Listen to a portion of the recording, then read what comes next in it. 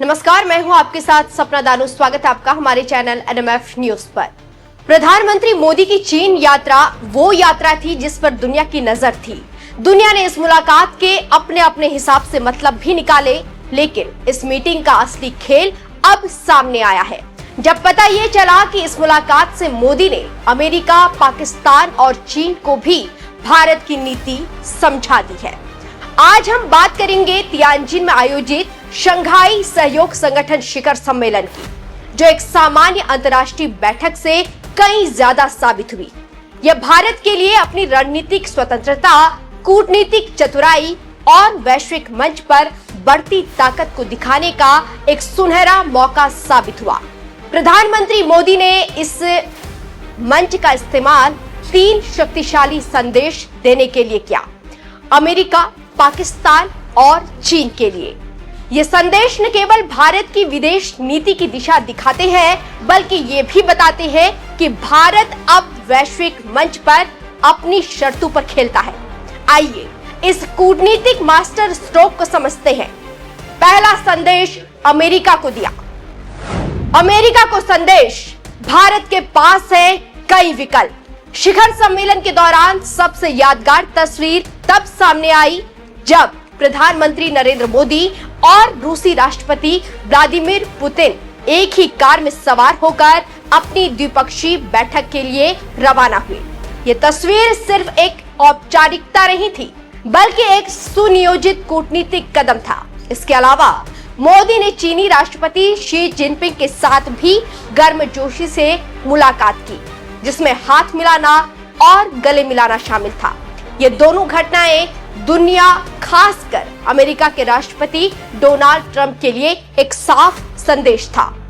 Trump, जो अक्सर अपने सहयोगियों के साथ लेन देन और दबाव की नीति अपनाते हैं, उनको ये दिखाया गया कि भारत एक स्वतंत्र खिलाड़ी है। भारत के प्रधानमंत्री नरेंद्र मोदी की बॉडी लैंग्वेज और पुतिन, शी जिनपिंग के साथ उनकी नजदीकी ने यह साफ किया कि भारत के पास वैश्विक मंच पर कई विकल्प है। अगर अमेरिका भारत पर बहुत ज्यादा दबाव डालेगा या अपनी शर्तें थोपने की कोशिश करेगा, तो भारत रूस और चीन जैसे अन्य वैश्विक शक्ति केंद्रों के साथ अपने रिश्तों को और गहरा कर सकता है। भारत ये एक महीन लेकिन शक्तिशाली चेतावनी थी। भारत की विदेश नीति अमेरिकी स्वीकृति पर निर्भर नहीं है। ये तस्वीर ट्रंप को बेचैन करने के लिए काफी थी, क्योंकि ये दिखाती थी कि भारत अपनी स्वतंत्रता और रणनीतिक लचीलापन बनाए रखेगा। पाकिस्तान को सख्त चेतावनी, आतंकवाद पर कोई समझौता नहीं। मोदी ने इस शिखर सम्मेलन में अपनी रणनीतिक सौहार्दपूर्ण छवि को भारत की मूल चिंताओं से समझौता करने की अनुमति नहीं दी। पाकिस्तान के प्रधानमंत्री शहबाज शरीफ की मौजूदगी में उन्होंने पूर्ण अधिवेशन में आतंकवाद के खिलाफ वैश्विक एकजुटता का जोरदार आह्वान किया। एससीओ के सदस्य देशों ने पहलगाम आतंकी हमले की कड़े शब्दों में निंदा की और आतंकवाद के खिलाफ दोहरे मापदंडों को खारिज किया। यह भारत के लिए एक बड़ी कूटनीतिक जीत थी, क्योंकि यह पहली बार था जब एससीओ जैसे मंच पर इतने स्पष्ट रूप से आतंकवाद के खिलाफ एकजुट रुख अपनाया गया। पाकिस्तान के लिए संदेश बिल्कुल साफ था, भारत चाहे रूस और चीन के साथ कितना ही करीब क्यों ना आए, आतंकवाद के खिलाफ उसका रुख अटल है।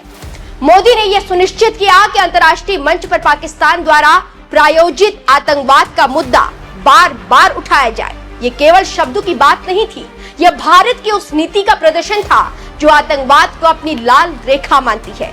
इस कदम ने दिखाया कि भारत अपनी रणनीतिक दोस्ती को बढ़ाने के साथ साथ अपनी सुरक्षा चिंताओं को प्राथमिकता देता रहेगा। चीन को रणनीतिक जवाब, संप्रभुता से समझौता नहीं। शिखर सम्मेलन में मोदी का सबसे रणनीतिक और महत्वपूर्ण हस्तक्षेप तब हुआ जब उन्होंने कनेक्टिविटी और संप्रभुता पर बात की।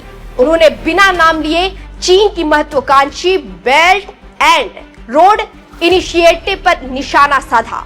मोदी ने कहा, ऐसी कनेक्टिविटी जो किसी देश की संप्रभुता का सम्मान नहीं करती, वो विश्वास और प्रभाव खो देती है।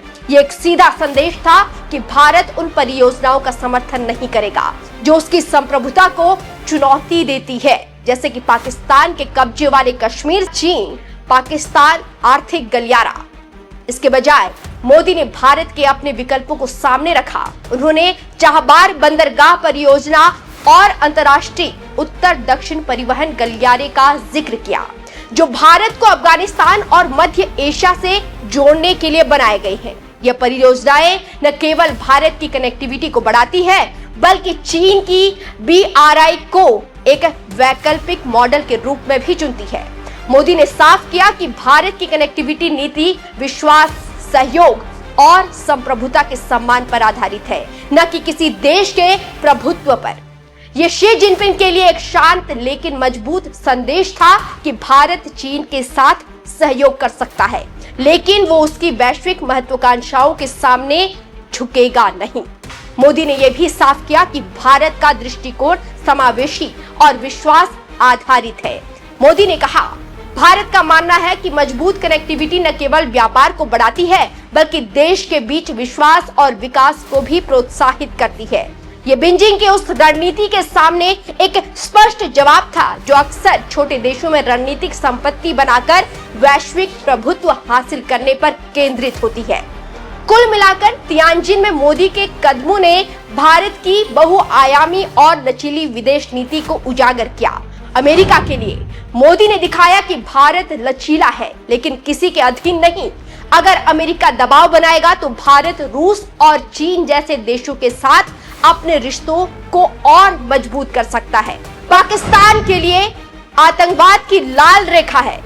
चाहे गठबंधन कैसे भी बदले, पाकिस्तान द्वारा प्रायोजित आतंकवाद को उजागर करने का भारत का संकल्प अटल रहेगा। चीन के लिए भारत सहयोग के लिए तैयार है, लेकिन अपनी संप्रभुता से समझौता नहीं करेगा। भारत न केवल चीन की परियोजनाओं का विरोध करेगा, बल्कि अपने विकल्पों को भी वैश्विक मंच पर पेश करेगा। यह अवसरवाद नहीं, बल्कि रणनीतिक स्वायत्तता का दावा था। मोदी ने SCO मंच का उपयोग ये दिखाने के लिए किया कि भारत एक साथ सहयोग और टकराव, गठबंधन और विरोध को संतुलित कर सकता है।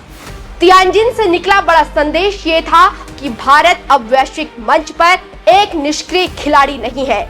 यह एक स्वतंत्र ध्रुव के रूप में उभर रहा है, जो अमेरिका, चीन और रूस के साथ जुड़ने को तैयार है, लेकिन किसी के दबाव में आने को तैयार नहीं है। तो ये था तियानजिन में हुए SCO शिखर सम्मेलन का वो ऐतिहासिक मंच, जहां प्रधानमंत्री नरेंद्र मोदी ने भारत की रणनीतिक स्वतंत्रता, कूटनीतिक चतुराई और वैश्विक ताकत को पूरी दुनिया के सामने रखा। अमेरिका को विकल्पों की याद, पाकिस्तान को आतंकवाद पर सख्त संदेश और चीन को संप्रभुता का स्पष्ट जवाब। इन 3 संदेशों के साथ मोदी ने दिखाया कि भारत की विदेश नीति न केवल लचीली है, बल्कि संप्रभुता और सुरक्षा को लेकर अडिग भी है। यह भारत के उस उभरते रूप का प्रतीक है, जो वैश्विक मंच पर अपनी शर्तों पर चलता है। बाकी आप लोग इस विषय पर क्या कुछ सोचते हैं? अपनी राय हमें कमेंट करके जरूर बताएं।